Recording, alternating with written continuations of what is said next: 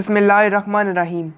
میرے دیکھنے والے بہنوں اور بھائیوں کو سردار اسلامک آفیشیل چینل کی طرف سے السلام علیکم۔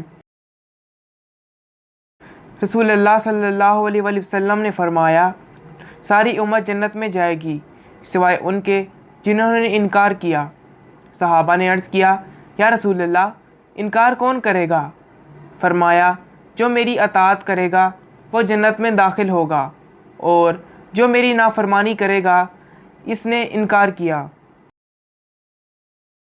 رسول اللہ صلی اللہ علیہ وآلہ وسلم نے فرمایا، اگر تمہیں کوئی نقصان پہنچ جائے تو یہ نہ کہا کرو اگر میں ایسا کر لیتا تو ایسا ہو جاتا، البتہ یہ کہو کہ اللہ تعالیٰ کی تقدیر یوں نہیں تھی اور انہوں نے جو چاہا کیا، کیونکہ اگر کا لفظ شیطان کے کام کا دروازہ کھول دیتا ہے۔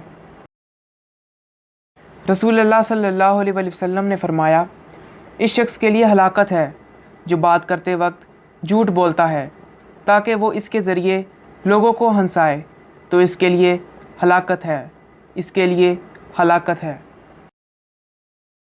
حضرت ابو ہریرہ رضی اللہ تعالیٰ عنہ کہتے ہیں کہ رسول اللہ صلی اللہ علیہ وآلہ وسلم نے فرمایا کہ اللہ جس کے ساتھ بھلائی کا ارادہ کرتا ہے اس کو مصیبت میں ڈال دیتا ہے۔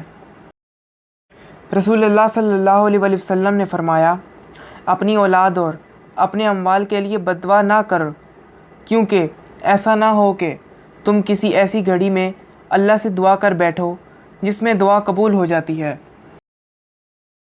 رسول اللہ صلی اللہ علیہ وآلہ وسلم نے فرمایا، ہر نبی کی ایک دعا ہوتی ہے جو وہ کرتا ہے اور وہ قبول ہوتی ہے، اور میں چاہتا ہوں کہ اپنی دعا آخرت میں امت کی شفاعت کے لیے محفوظ رکھوں۔